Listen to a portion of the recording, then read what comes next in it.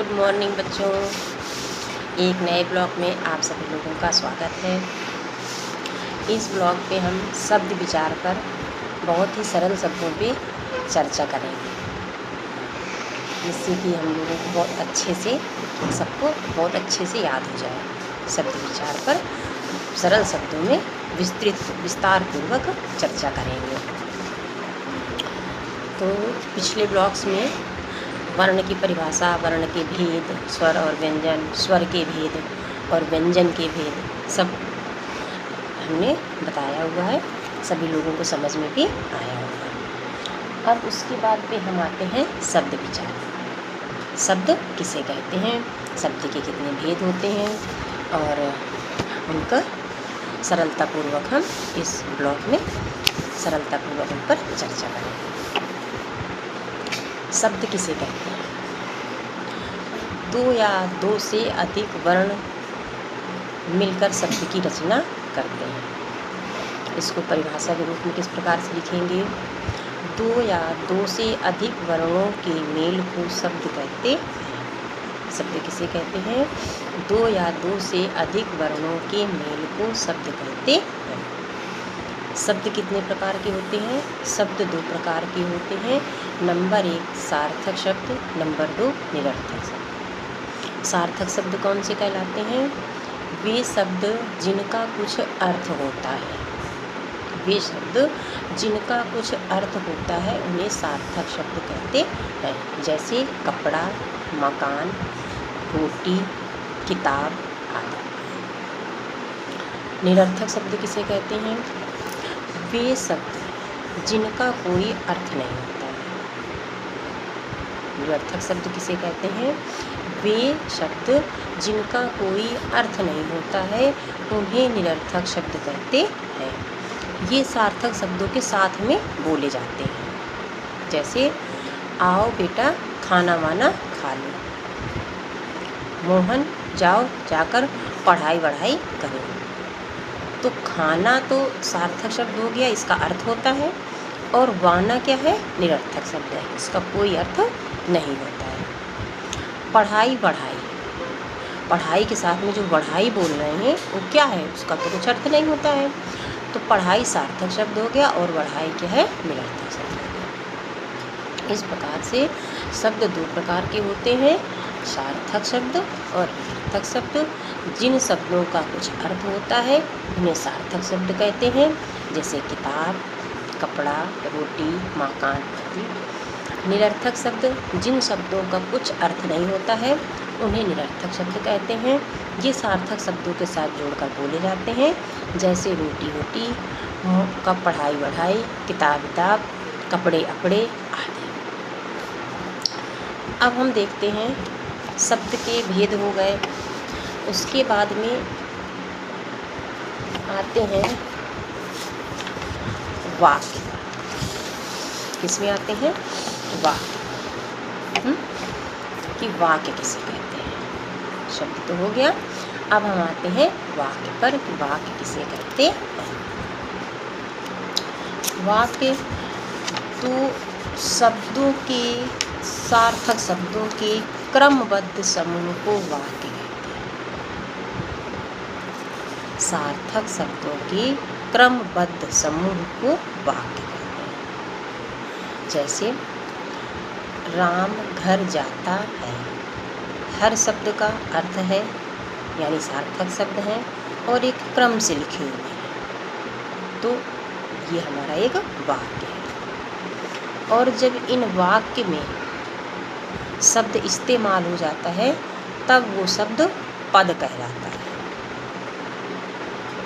जब कोई वाक्य हम बोलते हैं, सार्थक शब्दों के समूह को वाक्य कहते हैं।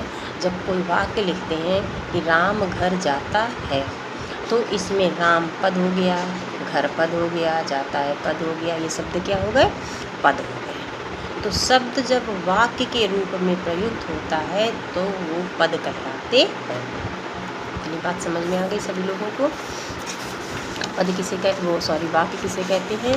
शब्दों के क्रमबद्ध समूह को वाक्य कहते हैं। ठीक, तो इस ब्लॉग में हमने शब्द और वाक्य पर चर्चा की है। शब्द किसे कहते हैं और वाक्य किसे कहते हैं। चलिए एक बार सारा रिवीजन कर लेते हैं। वर्ण, वर्ण वह मूल ध्वनि है जिसके टुकड़े नहीं किए जा सकते हैं। वर्ण को अक्षर भी कहते हैं।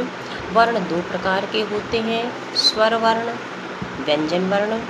स्वर वर्ण वे वर्ण होते हैं जिनके उच्चारण में दूसरे वर्णों की सहायता नहीं लेनी पड़ती है। ये दो प्रकार के होते हैं, ह्रस्व स्वर और दीर्घ स्वर। ह्रस्व स्वर वे स्वर हैं जिनके उच्चारण में बहुत कम समय लगता है और ये चार होते हैं, छोटा आ, छोटी, छोटा ऊ और री से ऋषि। दीर्घ स्वर वे होते हैं जिनके उच्चारण में बहुत समय लगता है, या यूँ कहें कि ह्रस्व स्वर से दोगुना समय लगता है। इन्हें दीर्घ स्वर कहते हैं, जैसे बड़ा आ, बड़ी ई, बड़ा ऊ, ए, ऐ, ओ, औ। अंग और आहा को हम अयोग वाह कहते हैं। अंग और आहा को क्या कहते हैं? अयोग वाह।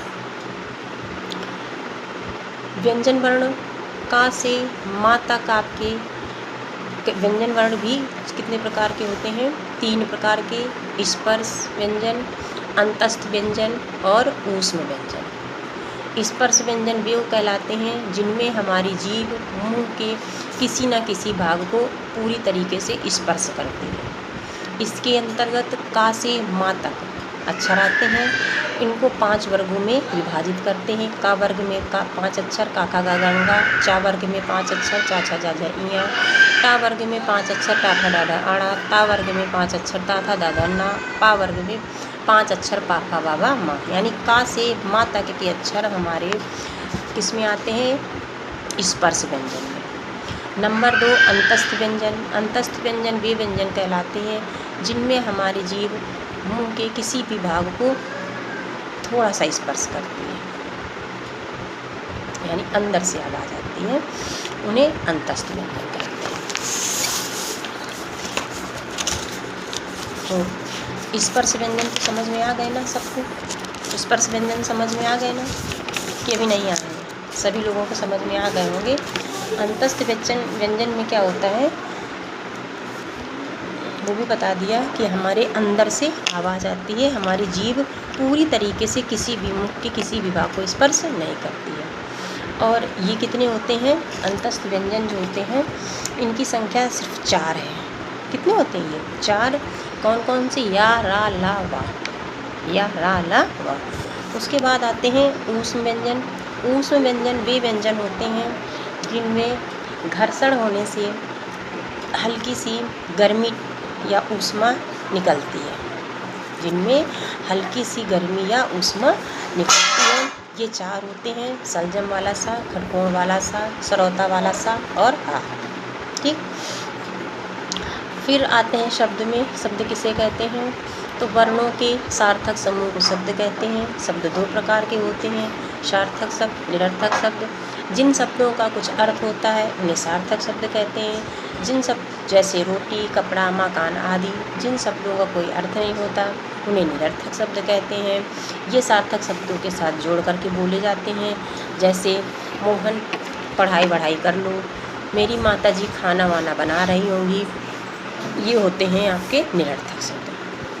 फिर आते हैं वाक्य पर। तो शब्दों के क्रमबद्ध समूह को वाक्य कहते हैं। वाक्य किसे कहते हैं?